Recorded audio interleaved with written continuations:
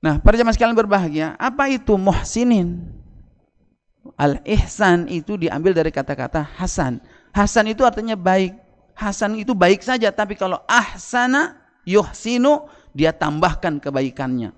Maka secara bahasa, ihsan itu artinya adalah memberikan kebaikan sesuatu yang lebih.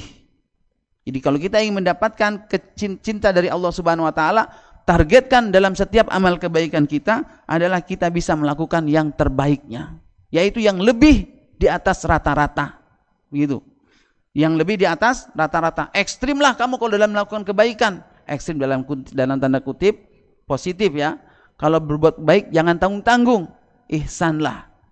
Maka sebagian ulama ada yang mengartikan para jemaah ihsan itu adalah a'la minal adli. Ihsan itu maknanya adalah di atas, lebih daripada keadilan. Apa maksudnya para jemaah? Kalau adil itu adalah memberikan sesuatu sesuai dengan haknya, itu namanya adil. Kita memberikan kepada istri, ya, memberikan kepada anak sesuai dengan haknya, itu adalah adil.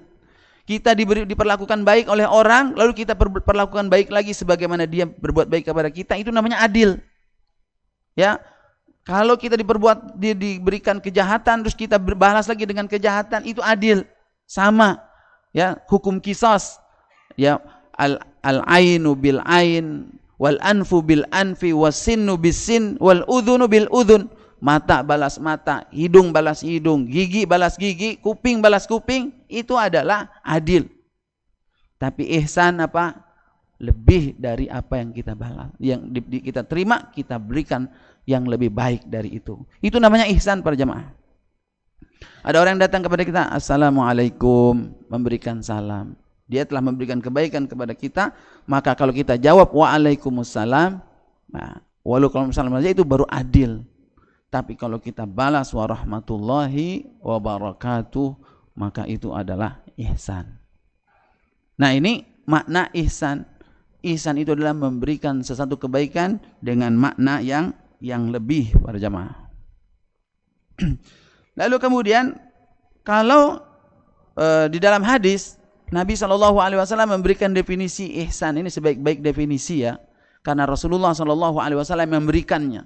Ketika ada malaikat Jibril datang, ya, menyerupai seorang laki-laki yang datang ke majelis Nabi SAW, lalu bertanya tentang 3 hal.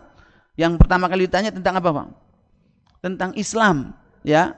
Yang kedua tentang iman, itu naik, ya, tahapannya naik. Islam dulu dijawablah oleh Nabi rukun Islam.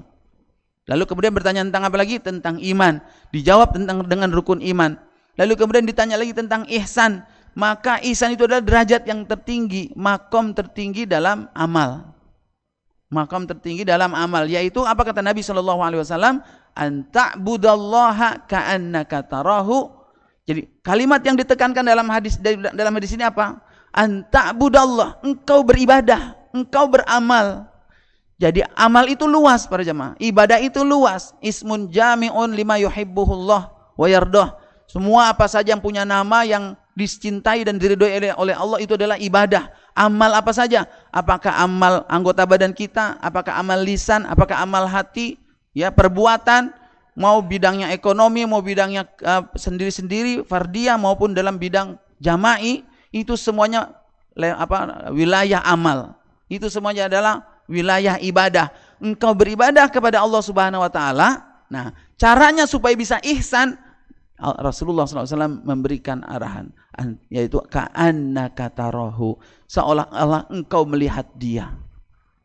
Jangan salah paham nih Pak. Ka'annaka tarahu, ya, yaitu seolah-olah, bukan berarti kita melihat, karena tidak ada yang di antara kita yang bisa melihat Allah Subhanahu wa taala. Yakni maknanya apa kata para ulama? Ka'annaka tarahu, seolah-olah engkau melihat dia, yakni engkau melihatnya dengan bi'ainil qalbi, dengan mata hati kita, bi'ainil iman, dengan mata iman, bukan yang melihat langsung dengan mata kasat. Kita sholat seperti melihat Allah, bukan kita menyatu dengan Allah Subhanahu wa taala. Ya, Allah ada di depan kita, kita bisa lihat, bukan. Tetapi kita menghadirkan seolah-olah. Ini adalah derajat yang tidak semuanya kita bisa mencapainya para jemaah.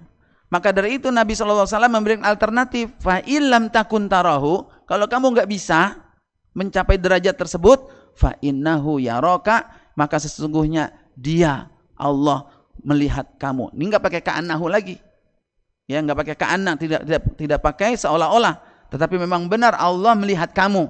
Maka di sini ada dua tahap, ada dua tingkatan para jemaah. Tingkatan yang paling tinggi adalah maqam musyahadah. Maqam di mana kita bisa mengandai-andaikan, mengkondisikan diri kita seolah-olah kita melihat Allah Subhanahu wa taala. Inilah maqam orang yang sudah matang secara keilmuan, mengenal Allah Subhanahu wa taala dengan sebenar-benarnya mengenal. Ma'rifatullahnya dia dapatkan. Lalu kemudian maqam yang kedua, maqam yang Allah melihat dia, itu adalah maqam orang-orang yang mukhlis. Maqam orang-orang yang bisa ikhlas dalam amalnya. Yaitu dia melakukan amal sesuatu di mana dia merasa Allah lah yang menjadi alasannya. Maka kalau kita ingin mendapatkan derajat bisa mempersembahkan amal ihsan, maka tipsnya tadi dua. Yaitu jadilah, dapatkanlah ma'rifatullah, maqam di mana kita bisa seolah ka'annaka tarahu, atau maqam yang kedua fa innahu yaraka. Kalau ka'annaka tarahu itu adalah maqamnya seorang kekasih, di mana dia ingin mengejar cinta sang kekasih.